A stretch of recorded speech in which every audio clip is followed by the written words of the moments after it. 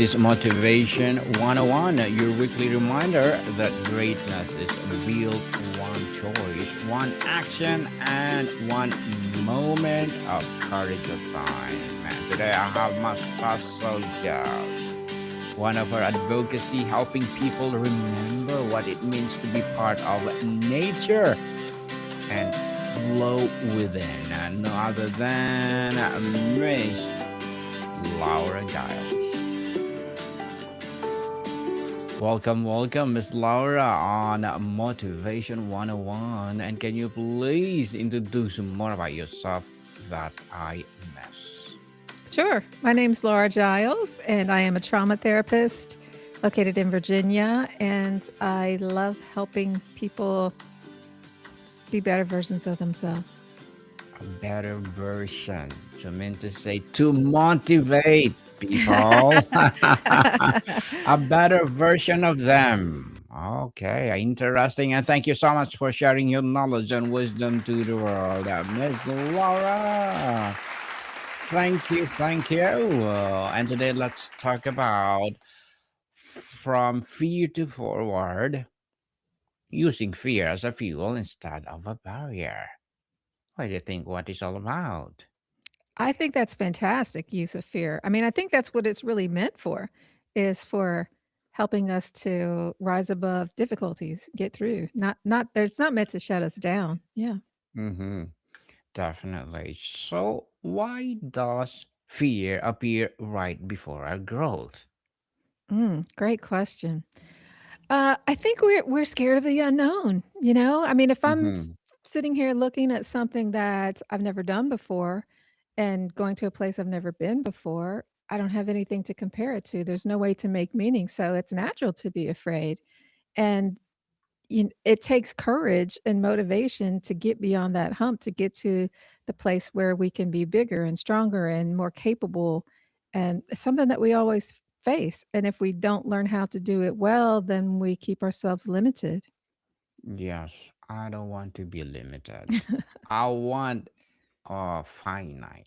Oh, is it infinite supposed Yeah. to be? Yes. Uh-huh. And finite is a limited. So I want to be infinite.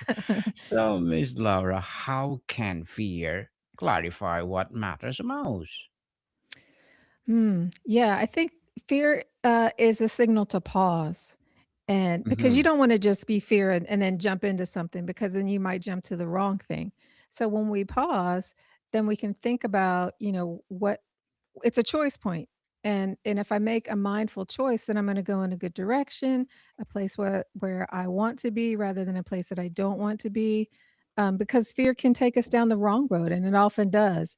It often solidifies our pain and solidifies our bad habits. And when you take that moment to pause, reflect, and choose wisely where you're going, then I Mm-hmm. think that it's not only growth, but we grow in wisdom too. True. Fear can clarify what matters most people because it function as a psychological signals that highlights perceive risk, value, and attachment. And when fear arises, it's really random. It emerges in response to something we believe could be lost, threatened, or changed. Because we don't like change. Yeah. Don't we, Miss Laura? So, what was the difference between caution and avoidance? Just Mm, like what I'm saying. Ah, I have yeah. a caution, and then fear. Oh, what happened if I do this? What happened if I do that? Mhm. I think caution is good, because it helps us to be wise. Avoidance, though, that's like anything could be an excuse to not move forward. Mm-hmm. And the flow of nature is that it does flow. Everything is always changing, everything is always moving. So I think if you're in a space of not moving, you know that that's probably not the right thing to do. Now there is a time to pause, Mm. um, but nature moves always. Right now we're just past the winter solstice. And I've been noticing, because I get up and I walk early in the morning, that we have a minute of light extra each day. And it's different each day. And I think that's why you want to um, be cautious, to take in what's different, and you don't want to stop because it's always moving. And if you're not moving with it, then you're not growing, you're missing opportunities, you're stagnating, and that's probably not going to be the best thing for you. Yes, not the best thing. So, do you think, Miss Laura, avoidance is the same with procrastination? Mm. Avoidance. So, procrastination actually has a positive purpose. Everything has a positive purpose. When we are over controlled and we're Mm, overthinking and we probably are perfectionistic, procrastination is part of that package. And caution and avoidance comes with that too because we're afraid of making mistakes. And you have to keep moving. It's okay to make a mistake because you can correct. So avoidance is not really your problems are just going to pile up. yes. And we can tell ourselves, well, I don't want to do this thing. Um and that's why it takes courage and motivation probably to get around it because whatever it is in front of you, you're going to have to do it sooner or later. And it's a lot easier when it's small than if you have this big pile of things that you've been avoiding and now it's huge. A huge, yes, definitely. And I think people, caution is a deliberate value aligned response to risk, while avoidance, by contrast, is a fear driven escape from discomfort. So, Miss Laura, how do successful people act despite fear?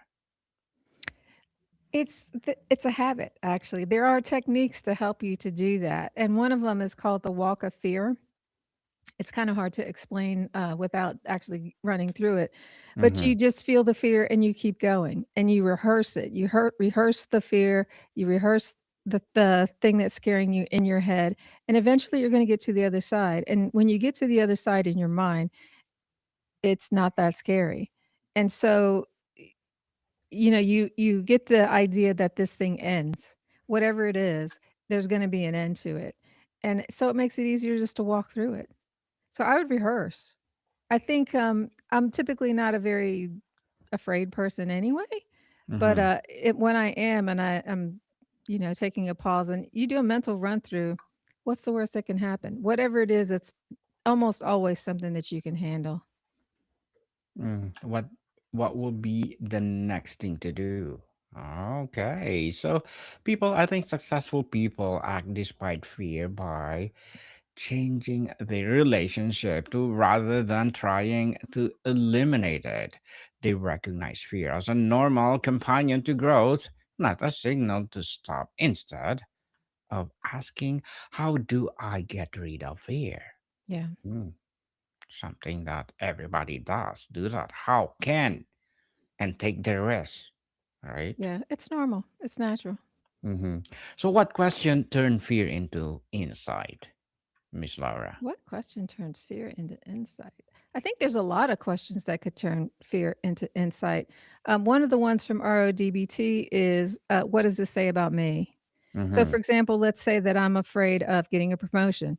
You wouldn't think that that would be a bad thing, but some people, lots of people, have self-limiting beliefs, and they're think, well, if I make more money, then I'm going to lose my friends. People are going to be asking all kinds of things from me, and this is going to be bad. Um, so I could say, what does this say about me? Well, it could say lots of things. It could say that I have a problem with being seen, or maybe I'm afraid that my relationships are based on performance. Or, I think when you turn a thing into what do I contribute to this thing? Now you have some control over the outcome because you always have control over yourself. And you can choose to do something with that or you could choose to not do something with that. But I think it's always a good idea to do some self-inquiry, especially where there's fear.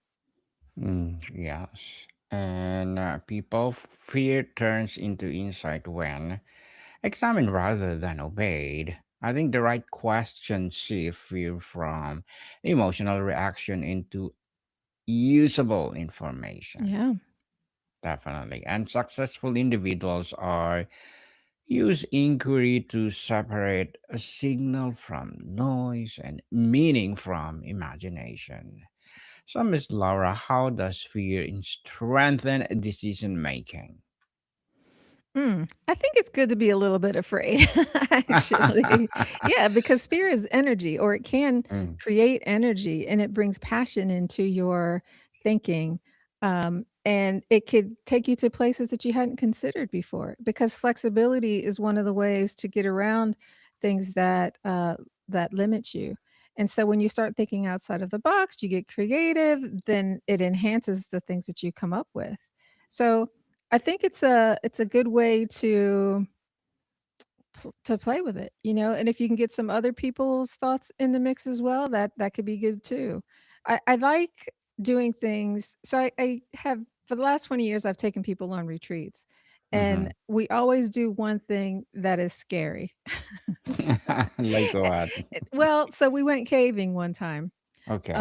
And there were a lot of people who had never been caving before, and caving is it can be dangerous, and, we were in a cave that I hadn't been to before, so there was that element too, so even though I had been caving, I hadn't been there, and when you do something that stretches you in that way, so this was physically demanding, it's mentally demanding because it's dark, you're crawling, you're doing all these things that people don't normally do, and then you get through the other side of it, and typically that thing that we did that was scary ends up being the highlight of the trip because people feel more capable, they feel challenged, they feel stretched, and it gives you a sense of accomplishment, and it's like, "Hey, I'm a badass," and you just feel really good about yourself. So, I think challenges are good, fear is good. If you're not feeling I think a lot of people are really, really comfortable. I hear lots of people tell me, "What is your goal for whatever it is we're working on?" They say, "Well, I wanna be comfortable." And I think that is a really self-limiting place to head for. I think if Mhm. you're not scared on a regular basis, you're probably not really living. Yes, it's a part of our DNA, people, to have Yeah. fear. And fear strengthens decision making when it's managed rather than avoided because it sharpens awareness, clarifies priorities, and improves judgment under uncertainty. So, Miss Lara, why does avoiding fear increase anxiety? Oh, because if you never get through it, then it just becomes a bigger and bigger mountain. I have lots of clients who have very comfortable lives, helicopter parents who did everything for them, and they're super anxious. Everything is scary, and it's very hard to do even simple things like, buying something in a store because there's Mhm. so much that's uncertain. What if somebody says something to me? What if I can't find what I'm looking for? What if, all these what ifs. But the more that you overcome those fears and do the thing, the less scary they become, and then the more capable you become. Indeed, people avoiding fear increases anxiety because avoidance teaches the brain that fear is dangerous, uncontrollable, and must be escaped, even no real threat exists. Instead of resolving fear, avoidance reinforces it because this is our brain. Yeah. God created like that. How can listeners practice courageous action daily, Miss Laura? Well, I don't know. I think our society is a pretty safe place for most of us. I mean, if you live in a crime-ridden place, that's probably not true. But, I think it is good to think about the things that scare you and do things, like I was saying, it's baked into my tours for that reason. I want people to feel capable. I want them to be inspired by themselves. I want them to know what they are capable of. And I'm not really sure how to do that on a day-to-day basis, like I said, because the world's not very dangerous. But there could be little things, you know, Mhm. um if you're interested in somebody, at least say hi. You don't have to ask them out, but say hi. One of the things that scares a lot of my clients is asking for help.